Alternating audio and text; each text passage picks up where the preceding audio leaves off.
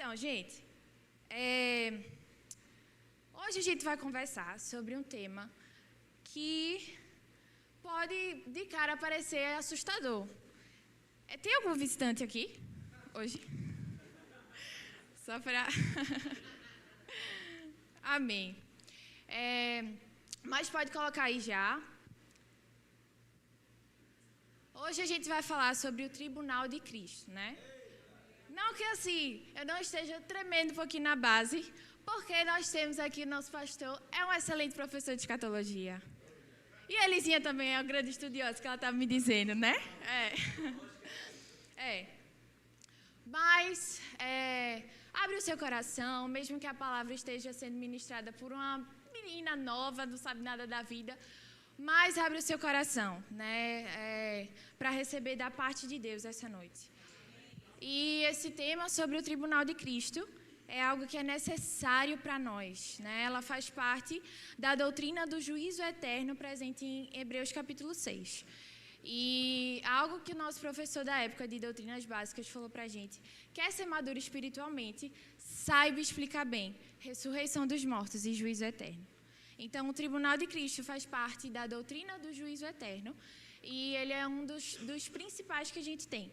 Que o Tribunal de Cristo, vai ser o julgamento dos crentes. E a gente vai estudar tudo isso aqui. Vai ser o julgamento da igreja.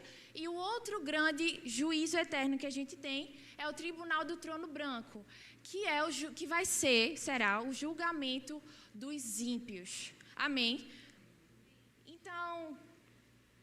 talvez possa parecer assustador, né? Porque eu disse isso.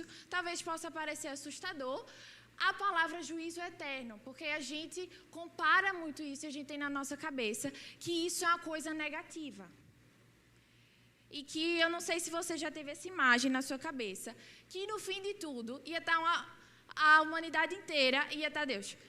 Céu, céu, inferno, inferno, céu, inferno, né? Mas não é assim que vai acontecer, porque a gente faz as nossas decisões por Cristo em vida. Quando a gente morrer ou ser arrebatado, amém? Acabou tudo. Porque a gente só pode decidir por Cristo em vida. Na verdade, acabou tudo não, porque ainda vai ter uma chance na tribulação. Mas enfim. Então, eu te convido a desvincular essa ideia de juízo a algo negativo. Porque o juízo, de forma simples, vai ser o que vai revelar o que já está no coração de cada ser humano. Então, não é Deus agindo por capricho, arbitrariamente, mas o juízo é simplesmente aquilo que vai revelar aquilo que já está no coração de cada um. Então, como eu falei, a gente faz a nossa decisão por Jesus em vida. Então, você está animado para ser julgado?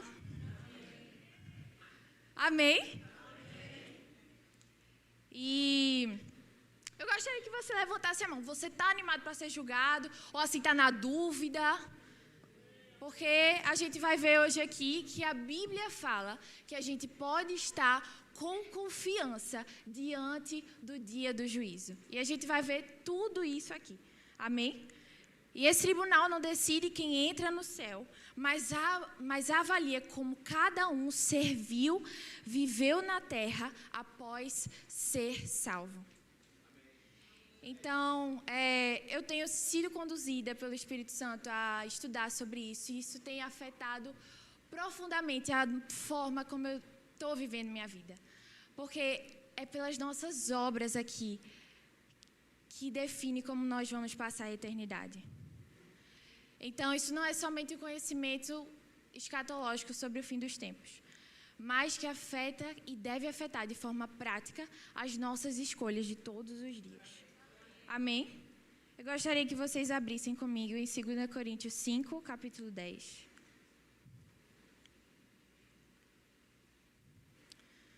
Porque é necessário que todos nós compareçamos diante do tribunal de Cristo, para que cada um receba o bem, segundo o bem ou o mal que tiver feito por meio do corpo. Essa palavra tribunal, no original grego, ela significa bema. O bema, na época que Paulo estava escrevendo isso, ele era uma plataforma elevada. E o juiz ficava lá durante as Olimpíadas que tinham, para dar recompensas aos atletas, né? Depois das Olimpíadas. Então, como eu disse, juízo não é algo negativo, não deve ser algo negativo para nós. Porque a palavra que Paulo usa aqui se refere a algo de honra. Então, meu irmão, o Senhor vai te honrar pelas tuas obras aqui na terra. Amém? E por que se chegou à conclusão que o tribunal de Cristo é para os crentes? Vamos ler aqui na Amplificada, a partir do verso 9. 2 Coríntios 5, 9, na Amplificada. Portanto, quer estejamos em casa, na terra, quer ausentes e com ele, o nosso objetivo constante é agradá-lo. Pois todos nós, os crentes, seremos chamados a prestar contas e devemos comparecer perante o tribunal de Cristo, para que cada um receba a recompensa que fez por meio do corpo, seja o bem ou o mal. E esse mal aqui, ele não é pecado. Porque se a gente fosse julgado pelos nossos pecados, a obra de Cristo seria ineficaz. Né? Cristo já nos redimiu, os santos dos pecados. Já nos redimiu dos nossos pecados. E aí ele fala aqui na Amplificado o que é esse mal. Então, para que cada um receba a recompensa do que fez por meio do corpo, seja o bem ou o mal, e presta atenção que não tem aí na mídia. Isto é, o que é o mal? Cada um será responsabilizado por suas ações, propósitos, objetivos, motivações, uso ou mau uso do seu tempo, oportunidades e habilidades. Então, o tribunal de Cristo será o dia que estaremos diante de Jesus, porque Ele será o nosso juiz nessa hora. E cada um irá prestar contas sobre o que fez com o potencial que Deus colocou dentro de cada um de nós. Então, Deus te deu um potencial. O que você tem feito com ele? O que você tem feito com o seu tempo, as suas oportunidades, as suas habilidades? Amém? E quando será isso? Após o arrebatamento. Amém? A gente não vai entrar porque, né, faço rema. Amém? Durante o nosso encontro com Cristo nos ares, né? Vai estar acontecendo a tribulação aqui e a gente vai estar lá recebendo as nossas recompensas. E no nosso casamento com Jesus. Amém? 1 Coríntios 3, a partir do verso 10. Paulo, ele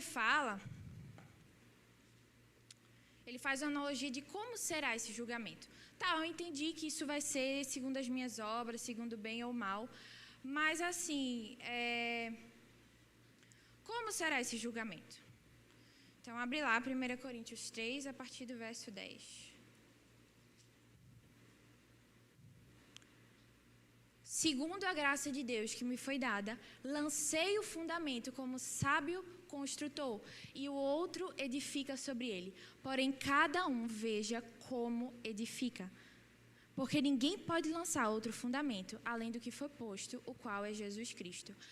E se o que alguém edifica sobre o fundamento é ouro, prata, pedras preciosas, madeira, feno ou palha, a obra de cada um se tornará manifesta, pois o dia a demonstrará.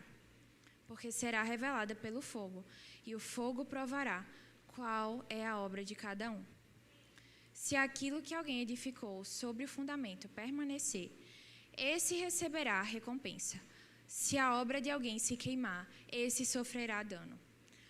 Porém, ele mesmo será salvo, mas como que através do fogo. Não entendi nada. Vamos lá.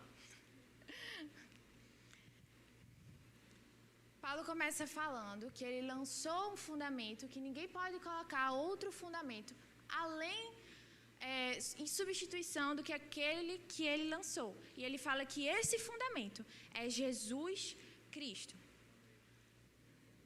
Esse fundamento, todos que estiverem diante do dia do juízo, do dia que Jesus voltar para a igreja, no tribunal, são todos os que já têm o fundamento.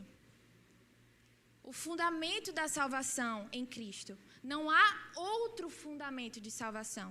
Não há outro lugar, outra pessoa em que se possa achar salvação do que Jesus. Então ele fala, esse fundamento ninguém pode tirar. O fundamento é a salvação em Cristo. Então, por isso que diante do tribunal de Cristo só estarão os salvos, os que estiverem fundamentados em Jesus. Mas ele continua. E outro edifica sobre ele.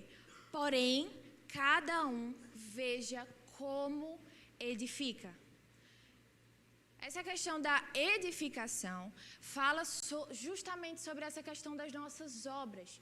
Ele vai falar, você pode edificar com duas classes de materiais. Pode ser ouro, prata e pedras preciosas, ou madeira, feno ou palha. Então você pode pedras preciosas ou coisas que não vão sobreviver ao fogo. Você tem duas opções. E aí ele fala que essa função de edificação é nossa.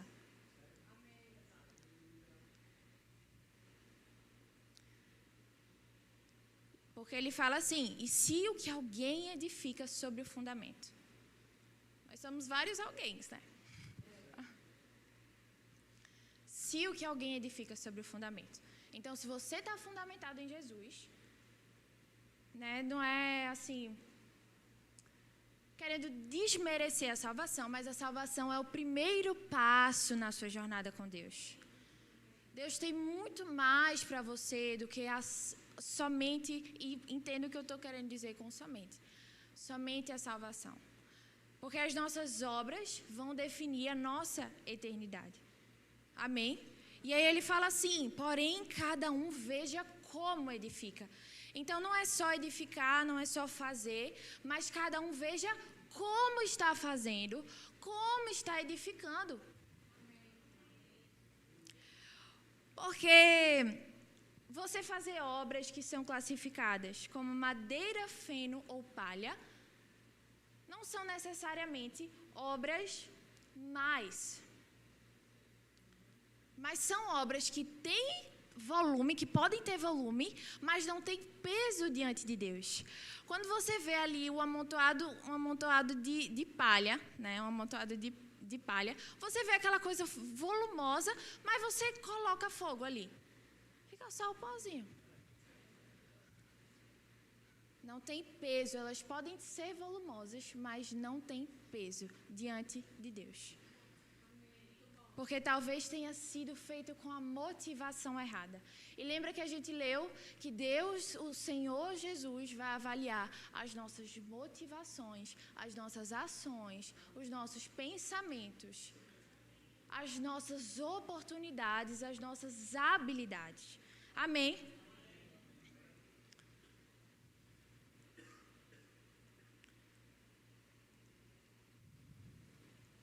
Então, você não pode construir de qualquer jeito. O material que você edifica o seu prédio precisa ser compatível com o fundamento. Você acha que Jesus é compatível com madeira, feno e palha ou com pedras preciosas? Se o seu fundamento é Cristo, você precisa edificar com material compatível com o fundamento. E a gente pode trazer essa analogia para a gente aqui como uma construção de um prédio, né? Eu estava até conversando com o tio Álvaro hoje, que ele é meu padrasto. E assim, do ramo da engenharia.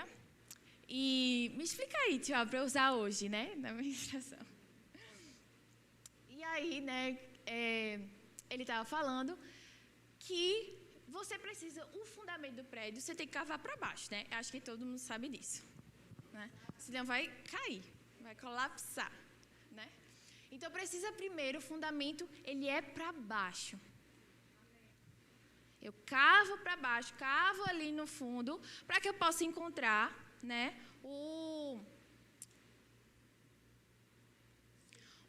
um solo mais... porque eu tinha perguntado a ele para usar uma palavra mais assim, culta, mas um solo mais durinho, né, para sustentar.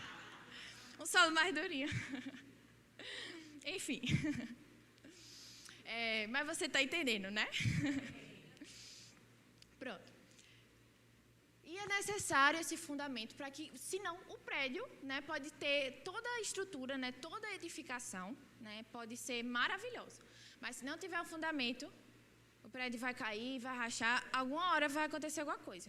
Então, você pode estar fazendo, estou trabalhando aqui para Deus, mas se você está sem o fundamento do relacionamento com Jesus,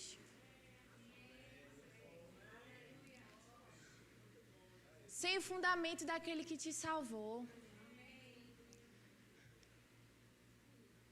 não adianta.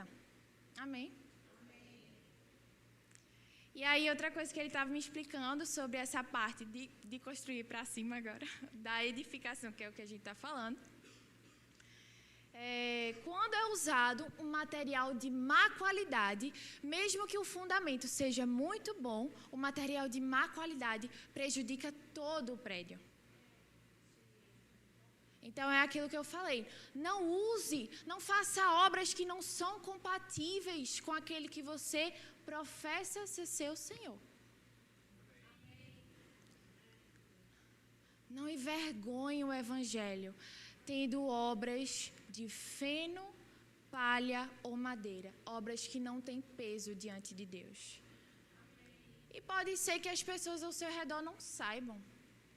No sentido de que, nossa, olha para aquela pessoa como ela está fazendo, né? Faz tanta coisa aqui pela igreja, não sei o quê, sempre aqui. Mas é aquilo que eu falei. Pode estar sem o fundamento de Cristo, com a motivação errada. E ninguém pode nunca saber aqui em vida, mas nós prestaremos contas das nossas motivações, ações, habilidades, oportunidades. Amém?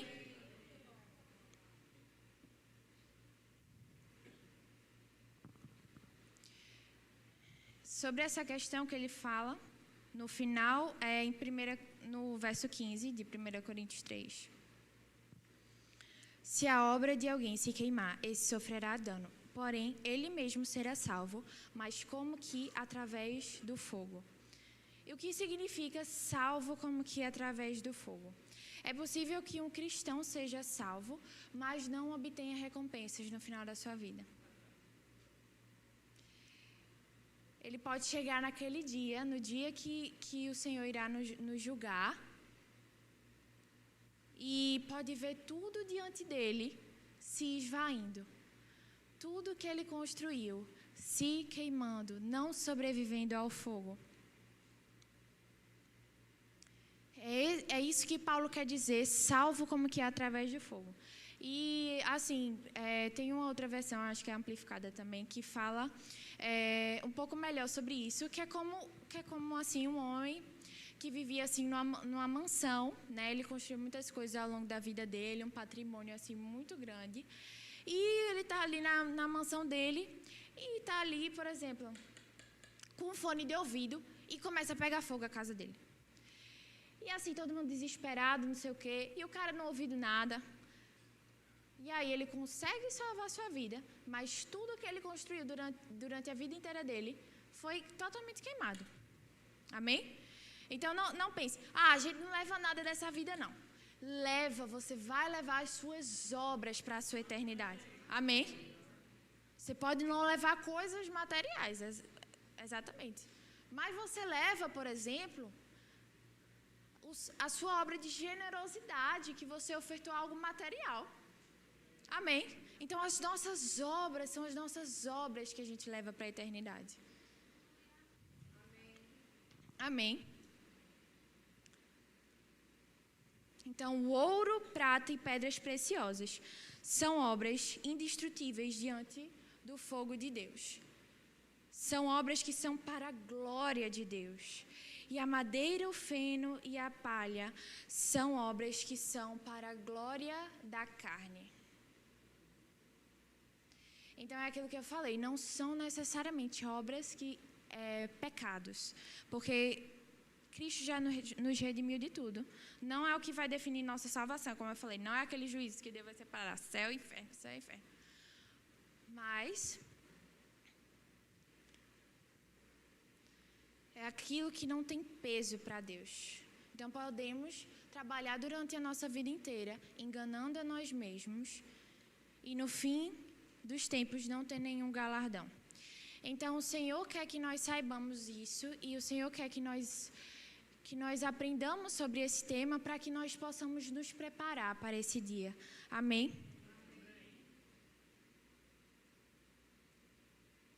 1 Coríntios 9, 27. Mas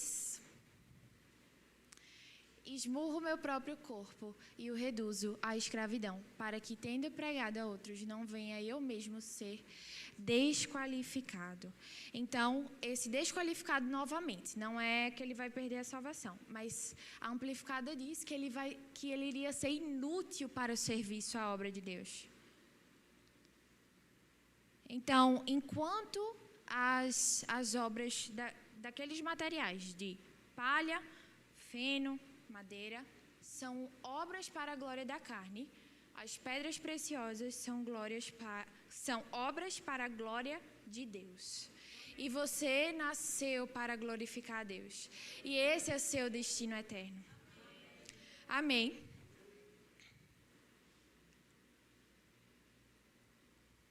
Pois foi Deus quem nos fez o que nós somos agora. Em nossa união com Cristo Jesus, Ele nos criou para que fizéssemos as boas obras que Ele já havia preparado para nós. Efésios 2, verso 10. Então, ele fala aqui, nós fomos unidos com Cristo Jesus, é justamente aquele texto que a nossa salvação não é por obras, é mediante a fé. É pela graça mediante a fé. Mas ele fala por que nós fomos unidos com Cristo Jesus. Ele nos criou para que fizéssemos as boas obras que Ele já havia preparado para nós. Deus preparou obras de antemão para que você andasse nelas. Sabe, Salmos 139 diz que o Senhor, Ele escreveu todos os nossos dias antes que qualquer um deles houvesse. Então, Deus, Ele separou oportunidades para que você andasse nelas. Habilidades para que você multiplicasse elas. Ações, boas obras para que você andasse nelas. É por isso que você foi unido com Cristo Jesus. Amém.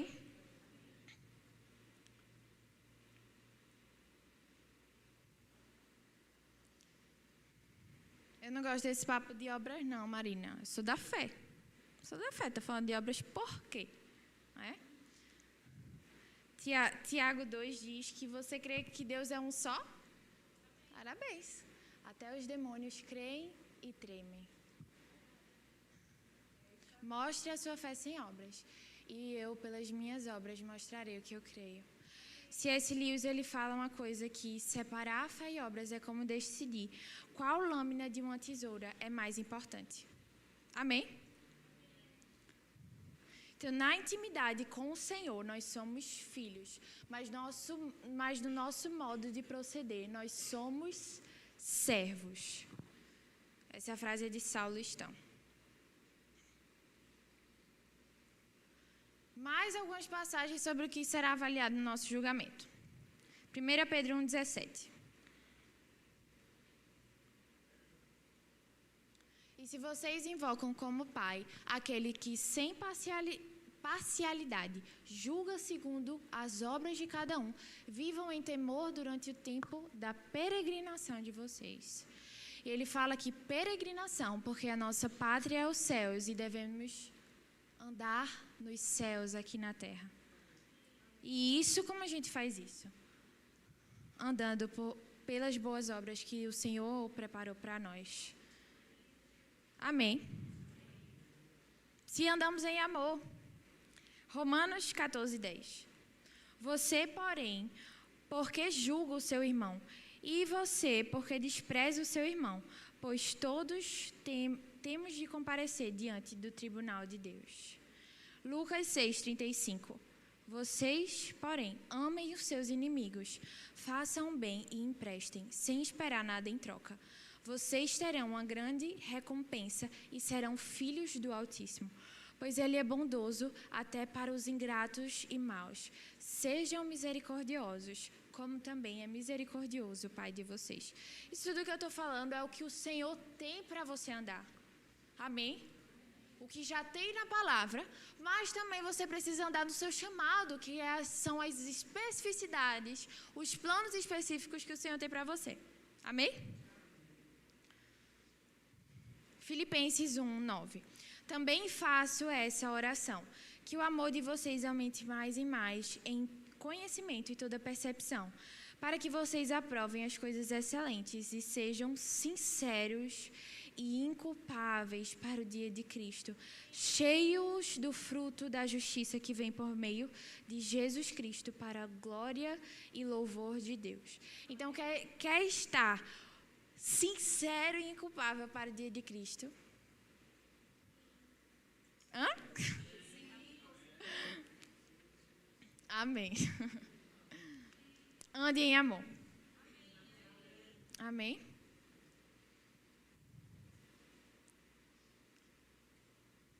Então, ele fala aqui que é isso, cheios do fruto da justiça, que vem por meio de Jesus Cristo para a glória e louvor de Deus. Então, é por meio do meu relacionamento com Cristo que eu consigo glorificar a Deus e consigo andar nas obras que Ele preparou para mim. Amém. Serão julgadas nossas motivações, como eu mencionei. Hebreus, capítulo 4, verso 12. Só um minutinho.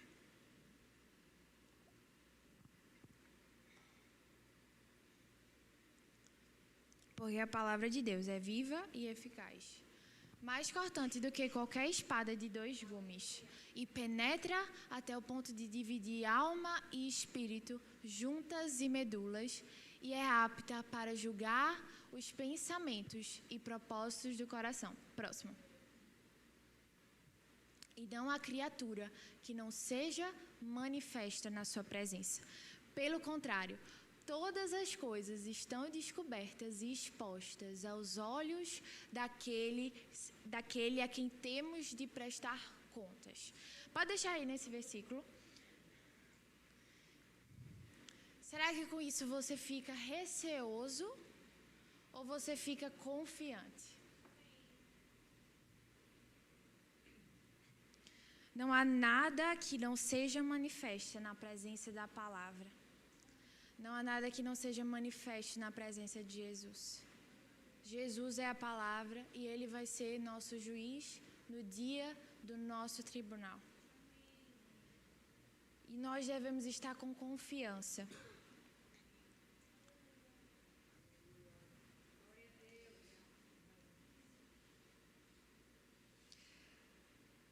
Abre lá em... Eita, saiu aqui só um minutinho. 1 João 4, 17. Pode voltar um. 16. E nós conhecemos o amor e cremos neste amor que Deus tem por nós. Deus é amor e aquele que permanece no amor permanece em Deus e Deus permanece nele. 17. Nisto o amor é aperfeiçoado em nós, para que no dia do juízo mantenhamos confiança. Pois assim como Ele é, nós também somos nesse mundo. Então, Marina, como é que você está falando tanto que eu posso ter confiança no dia do juízo, que eu devo ficar feliz por ser julgada? Mas por quê? Se você está andando como o amor, como o Deus aqui nessa terra, você vai ter confiança diante desse dia. Se você está andando nas obras que Cristo fez aqui na terra, você vai ter confiança nesse dia.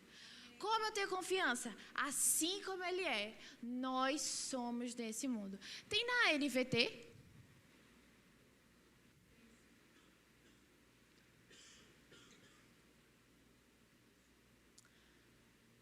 À medida que permanecemos em Deus, nosso amor se torna mais perfeito. Então, permaneça no fundamento, que o seu amor se torna mais perfeito. A sua confiança no dia do juízo se torna mais perfeita. Assim teremos confiança no dia de julgamento, pois vivemos como Jesus viveu nesse mundo. Amém?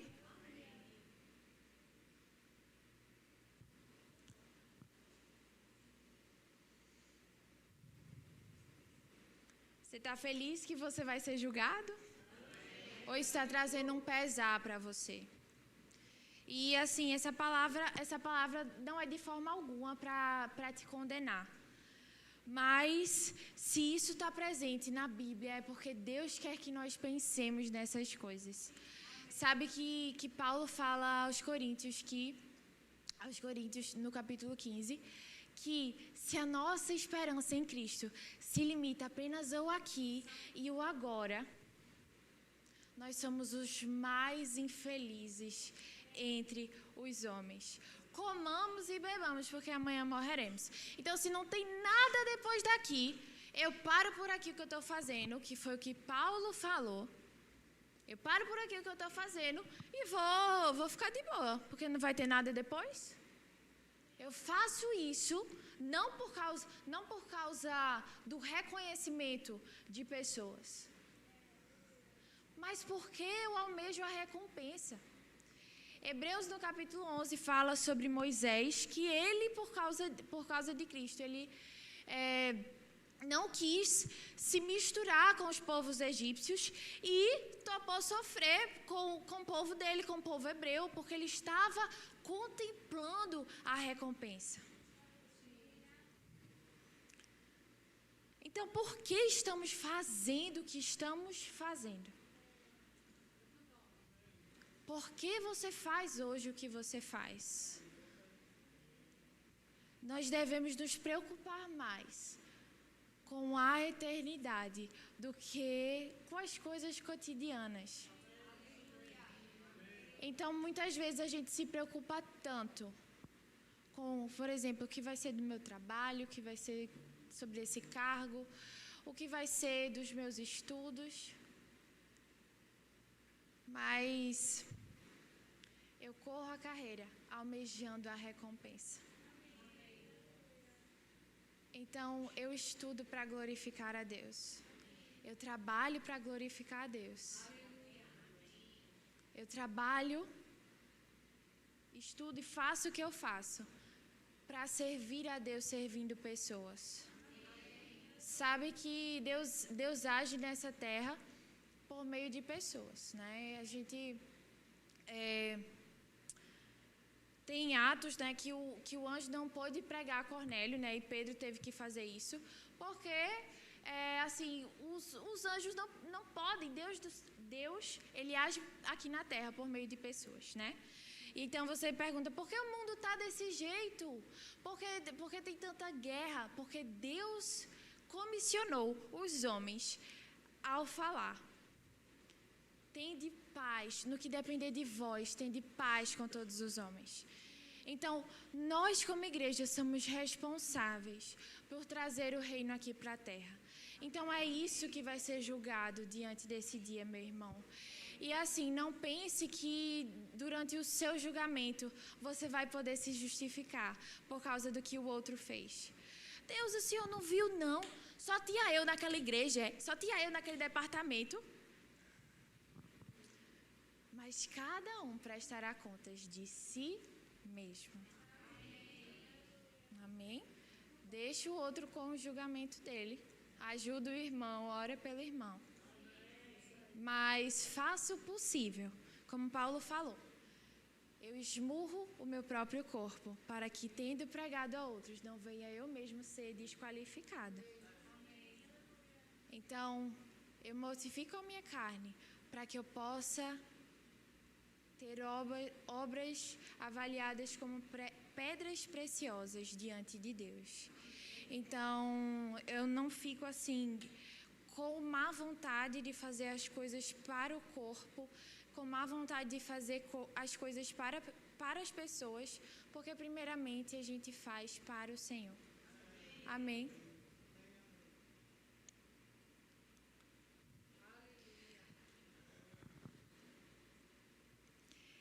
Nenhuma obra má, no sentido de inútil, como a gente falou, nenhuma obra inútil passará em branco diante de Deus.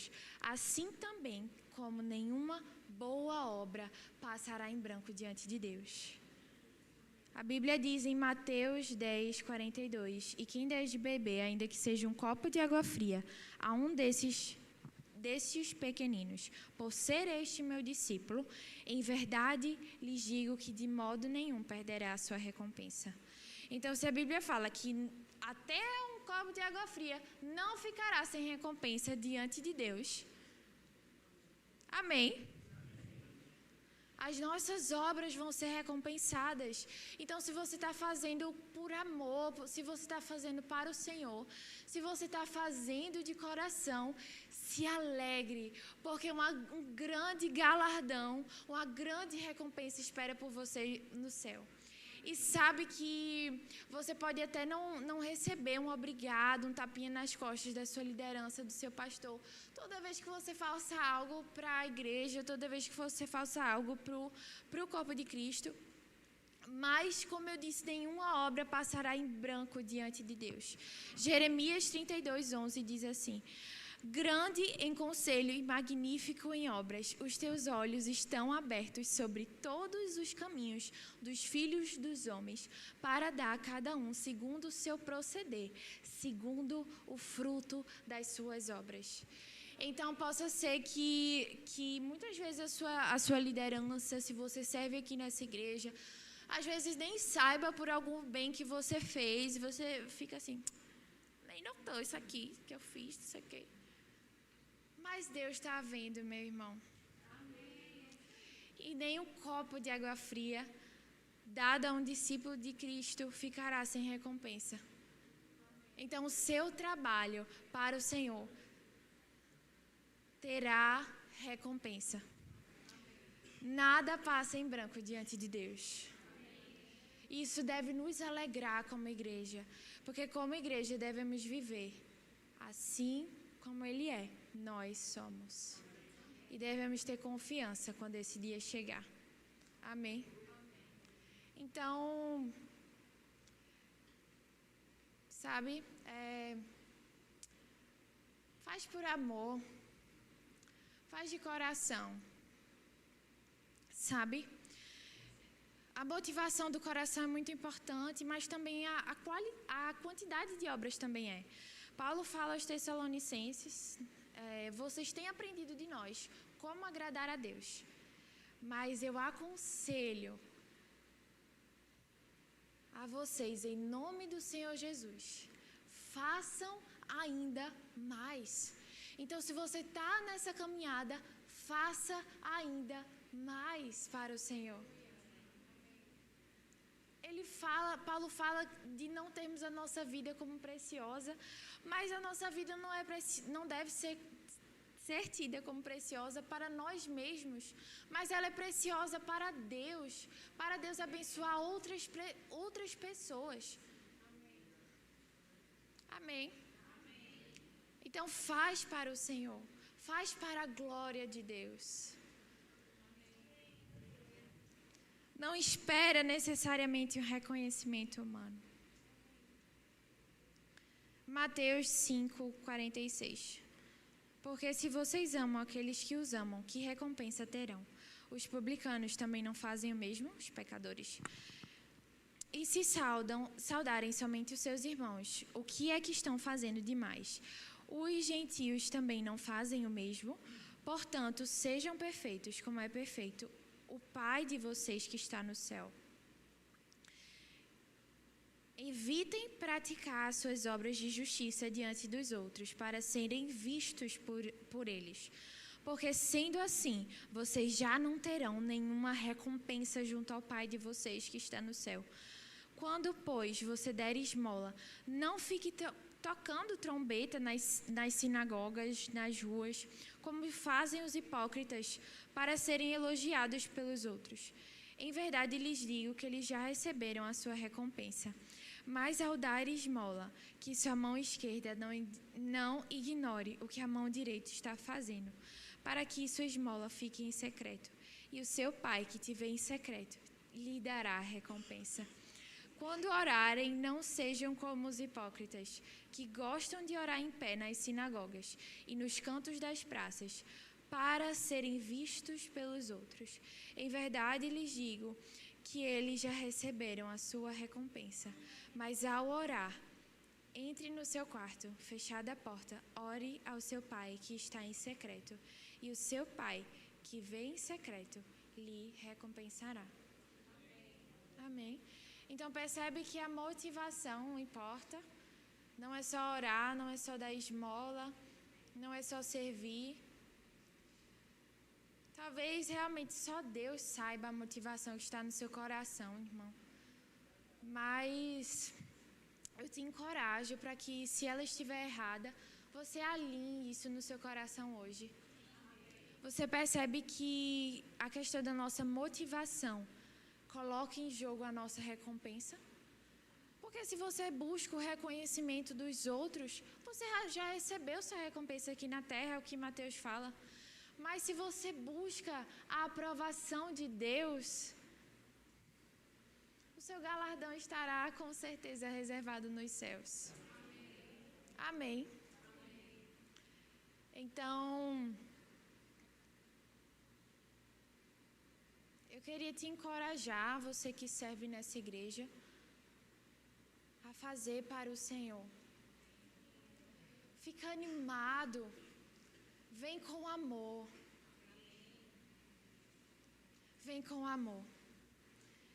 E não se apega, sabe, também ao seu cargo. Ao cargo que talvez Deus chamou você para ocupar futuramente. Porque talvez tenha uma necessidade, por exemplo, de limpar a igreja. Eu não vou, não. Eu fui chamado para estar no púlpito, para ser um ministro, para ser não sei o quê. Mas nem os ministros dos ministros considerou, pensou como a gente pensa. Jesus foi nos 5 dons ministeriais. E mesmo assim ele falou: eu não vim para ser servido, mas para servir e dar a minha vida em resgate de muitos. Amém. Então, independente do seu cargo, claro que Deus vai ter especificidades para você. Deus tem um ministério específico para você. Mas vai onde tem uma necessidade. Se tem uma necessidade em alguma coisa, sabe? E desde cedo eu fui forjada muito no Senhor em relação a isso. Que, Senhor, eu sou nova. Eu tenho muito a correr ainda. E eu quero te servir onde há uma necessidade. Não tem problema eu não saber, por exemplo,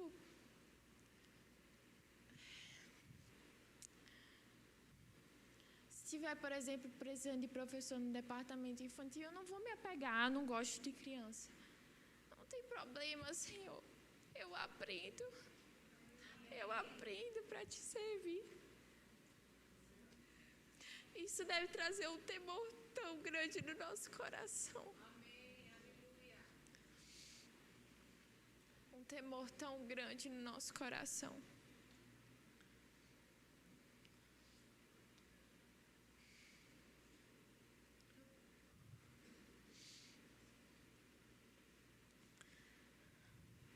Eu queria chamar louvor. Eita, travou aqui, meu Deus.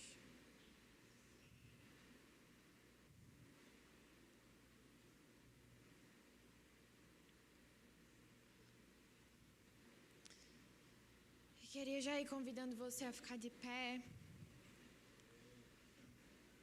Vocês aprenderam alguma coisa hoje?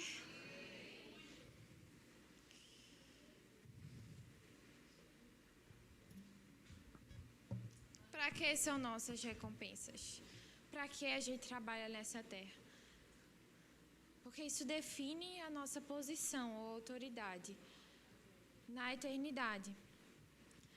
Paulo fala, um é a glória do sol, outra a glória da lua, outra a glória das estrelas. Quando houver a ressurreição, isso é entendido como que haverão níveis de honra e níveis de autoridade na eternidade diferentes. E como isso é definido? Pelo que fazemos. Não vai ser definido por alguém que recebeu mais ou menos oportunidades, mais ou menos dons, mas, assim, pelo que cada um individualmente fez, com o que Deus propôs para você. Ele preparou obras de antemão para que andássemos nelas. E isso é um privilégio, meu irmão. Não trata isso como um pesar. Acorda todo dia, Espírito Santo. Quais foram as obras que o Senhor escreveu para mim no livro da vida para viver hoje?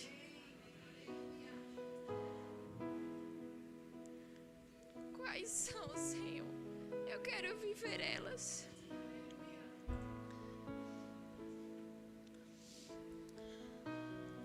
Trazer glória ao nosso Deus, trazer glória ao nosso Jesus, vai ser o nosso destino eterno. Porque a gente tem, biblicamente, o símbolo de coroas que a gente vai receber como as nossas recompensas. E tem algumas como a coroa dos bispos, a coroa da justiça, que é para aqueles que amam e aguardam ansiosamente pela vinda do Senhor. Amém? Então a gente tem alguns tipos de coroas que vão ser dadas no fim dos tempos, simbolizando a recompensa pelas nossas obras. E a gente tem a figura dos 24 anciãos descritos em Apocalipse, que são a figura da igreja arrebatada. E sabe, nunca poderemos estar diante de Deus. Olha, Senhor, quanto eu fiz para você. Porque em Apocalipse 4, a partir do verso 10, os 24 anciãos se prostravam diante daquele que está sentado no trono e adoravam quem vive para todo sempre. E depositavam as suas coroas, depositavam as suas recompensas, depositavam todas as suas obras diante do trono, proclamando: Tu és digno, Senhor Deus e nosso, de receber a glória, a honra e o poder, porque criaste todas as coisas e por Tua vontade elas vieram a existir e foram criadas. Então não somos nós, é tudo por causa dEle. As nossas obras são para Ele. As nossas obras voltarão para Ele no fim dos tempos, meu irmão. E se você por acaso se sentiu condenado por essa palavra aqui hoje, eu quero ler algo para você, que foi John Bevere que falou: a presença do Espírito dentro de nós nos dá poder para fazer o que a verdade requer de nós. Então, sim, Deus tem uma expectativa em você. Deus quer contar com você. E Ele requer algo de você, que são as obras que Ele te confiou. São as oportunidades que Ele te confiou. Mas se você se sentiu condenado, como ele disse aqui, você tem a presença do Espírito dentro de você, que te dá poder, para fazer o que a verdade requer de nós. Peça a ajuda do Espírito Santo. Ele vai te revelar dia a dia as obras que o Senhor tem para você. E isso é algo maravilhoso. Anseie, meu irmão, por viver essas obras. Não é somente a salvação, mas se você ainda está aqui na terra, o Senhor tem uma missão para você. O Senhor tem pessoas para abençoar através de você. Então anseie em viver isso. Anseie em impactar a eternidade com as suas obras. Eis que venho sem demora, e comigo está o galardão que tenho para retribuir a cada um segundo as suas obras. Eu sou o Alfa e o Ômega, o primeiro e o último, o princípio e o fim. Bem-aventurado bem-aventurados aqueles que lavam as suas vestiduras no sangue do Cordeiro, para lhes assista o direito à árvore da vida e entrem na cidade pelas portas.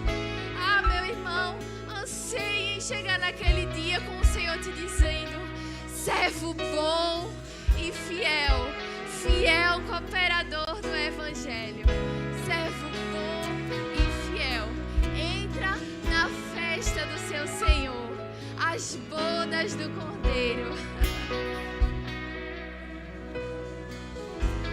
Tem outro versículo em Apocalipse que diz: a noiva já está pronta, ela já se ataviou, porque ela está vestida de linho branco e puro, que é o símbolo das suas boas obras.